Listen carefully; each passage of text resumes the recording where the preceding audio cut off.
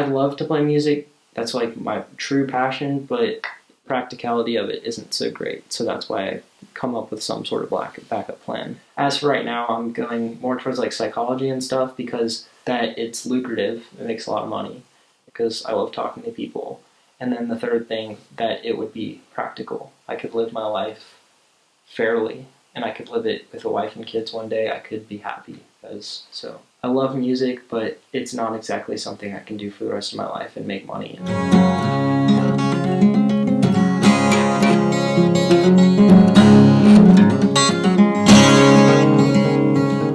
I've come out with 3 songs. I'm starting an album, an electronic album and an acoustic album. I haven't released anything yet because the production process is really hard and it's really confusing. So basically, I have all my stuff in my head. I'm just getting to the point where now I'm transferring it to different stuff. And okay. All right.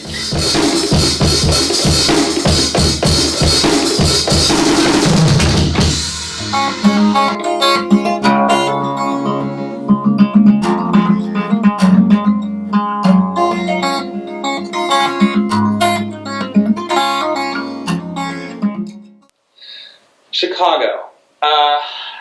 It was tied to the school that I found that I wanted to go to, which was the theater school at DePaul University. I knew that I wanted to go somewhere for college that would be a good city where I could start my career. And I knew that Pittsburgh wouldn't be necessarily that place, although there's a really good theater school there called Carnegie Mellon. And I applied a couple of different places, but I knew that DePaul would be my first choice simply because it was in a city where I would be able to then start a career. A lot of my friends went right from school here to New York or LA, but many people stayed here. And I stayed here just because I thought, well, you know, things started happening.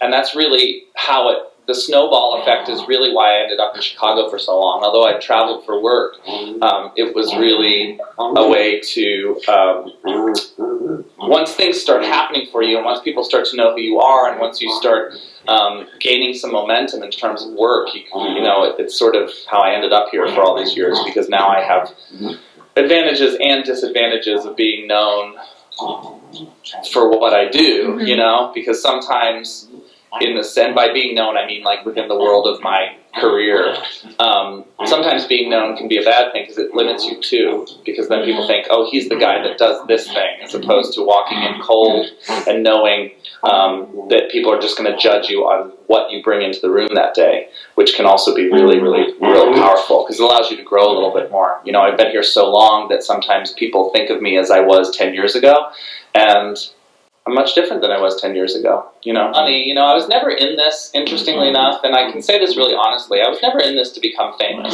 You know, some people get into it because they want to be famous. People I went to school with said it out loud, I want to be famous. And that was never interesting, that just was never part of what I wanted to do or why I was interested in it. So I was just pretty much a young, skinny white guy, and there were so many other guys just like me when it comes to film and TV. And on stage, it's a little bit different because, I don't know, sometimes it's a little bit more about skill on stage and a little bit more about what you look like on film and TV. That's a huge generalization, but it is true, I think, right? So anything really can happen. So you just have to program that in and embrace that as opposed to trying to control it, because the minute you control that, you can only control so much. You're sort of cutting yourself off from those impulses that might really, really bring something to life. It's what you buy into. People are going to say, no, that's not what we want. So you have to make your peace with that. But there have been just a few times where you feel kind of, robbed or something. I really was the best person, but then you have to kind of walk away and go, well, that's going to be your loss. Like, you missed out on this, and maybe I'll get to do it some other time. But ultimately, yeah, I have faith. I still have faith, sort of a bigger faith, that this is something that I was really meant to do, And so I have to put my faith into whatever you want to think of, God or the universe or whatever, to know that I'm going to be where I need to be. I don't like to say supposed to be. You're going to be where you're supposed to be. I don't think there's any supposed to, but I just put my faith into the fact that I'm going to be where I need to be, either to grow or to learn something. And if that means that I don't get something, then I say to myself, well, that other person needed it more, or I need to be available for something else to happen.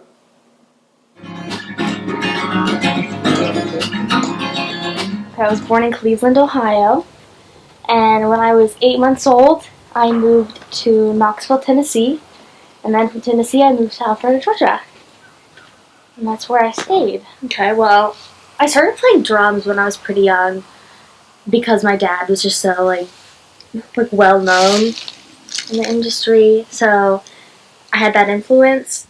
My dad always had like a drum kit, and I just play it for fun. And one day he heard me and he was like, "Damn, like, oh, am I allowed to say that? I don't know. Dang, my child is pretty good." So for my birthday one year, he got me, one of his friends is a manager for a woman from Australia, and she plays the drum and sings. So he got me private lessons.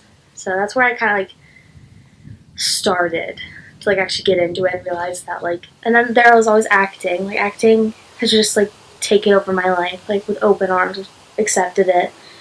So I was in a few plays, and I got to perform at the Athens show, drums, and yeah. Throughout my life, I always life was just difficult for me when I was younger because I didn't have anything that I could really focus on and feel like it was my own. And when I moved to Sandy Springs, I discovered acting and that I could actually sing. And that's what kind of saved me because I always felt like I was subpar to everyone. And once I started acting and singing, I would get so many praises for it, and that's where my journey kind of started. There are family troubles throughout all of school, but my family, we've never been like the whole perfect, like I live in a picket fence, closed house, and I bake cookies. It's like, that's not my mom. My mom's always been kind of like the man of the family, like, I'm gonna punish you, and my dad's been the whole like cuddly and, you know, let's go get ice cream. And my mom always hated that. My family, they weren't happy together. I didn't realize that as a kid. And one night I was just, my parents just yelled it out, assuming that I knew, because everyone else in my family knew but me. And that really hurt me. Like, I assumed my family was okay, and I mean, we lived in a big house in a influential place. It was hard to like really cope with it. Because school, I excelled in my classes. I was outgoing. I didn't really care about what anyone said. And then that changed. And when I found out that my family was kind of just falling apart, I realized that I had to just, you know, kind of rely on myself and only care about not only care about myself, because that sounds bad, but really just focus on myself and what makes me happy. And I abandoned the friends that I had. I stopped playing the drums. I stopped singing. I just stopped caring. And that hurt me. I don't know, like, I got depressed. You guys know that. I saw therapists, and I don't know, it made me respect things and appreciate the things that I had more, because I always took for granted when I was younger. You are so cuddly. Oh. I don't know how to answer that.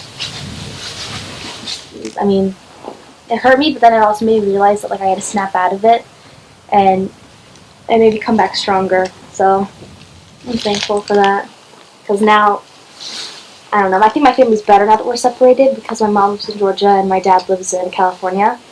And it's made my mom and I grow closer, because now that we're further apart, we actually want to see each other more than we did. And yeah.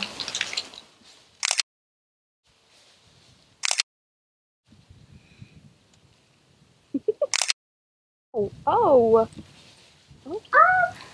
You know, as a young kid, I always like, around like happy music, happy scenes, happy, like beats, and I realized that's not like life. I mean, you have to like really singing and making music that kind of like surrounded my experiences. That like they weren't all happy, but they weren't all sad because my life isn't all sad. Like I have amazing friends. I live in an amazing place. I hope to have an amazing career. I don't know. I mean, the music just changed. Like it became sad, but now I love life. It's happier. L.A., Alpharetta, Georgia. They're so different. Like I don't know. People just don't realize how much of a bubble they live in until they actually leave it and break free. And do you think you've escaped this bubble? Oh my god, I think I've popped that bubble and moved on. I am done. Like